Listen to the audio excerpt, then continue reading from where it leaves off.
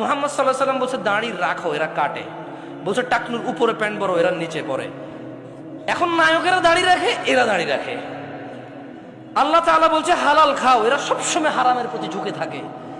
ইসলাম যত কিছু আদেশ করছে, মুসলমানদের বর্তমানে কাজ হয়ে গেছে সবকিছুর বিরুদ্ধাচরণ করা। ওয়াল্লাহি যদি শুকর খাওয়া হালাল হতো, কেউ শুকর খেত না, গরু খেত সবাই। যদি মদ খাওয়া হালাল হতো, এই মুসলমানরা মদের প্রতি এত আকৃষ্ট থাকতো না, সবাই পানের প্রতি থাকতো আকৃষ্ট। যদি সুদ আর ঘুষ খাওয়া হালাল হতো, তাহলে আজকের যে মুসলমান আমার চোখের সামনে আসি আমার মনে হয় এরা কেউ সুদ আর ঘুষ খেত না। ওয়াল্লাহি যদি নামাজ পড়লে পাপ হতো, তো ফজরে তুমি মসজিদে জায়গা দিতে পারতা না। গান শুনলে পাপ হয়, কনসার্টে জায়গা হয় না। গান শুনলে পাপ হয়, কনসার্টে জায়গা হয় না। সিনেমা দেখলে পাপ হয়, ইন্টারনেটে মিলিয়ন বিলিয়ন ভিউ হয় ওইটার।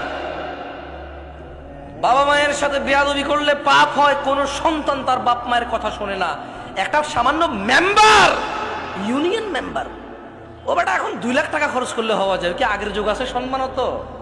আমি রাজনীতি বক্তব্য দিচ্ছি না, ফ্যাক্ট বলতেছি, নিজের উপরে নিয়েন না কেউ। আমি রাজনীতি বুঝি কম, তাই বলি না। আমার শত্রু বানায় শুধু শত্রু বাড়ায় না।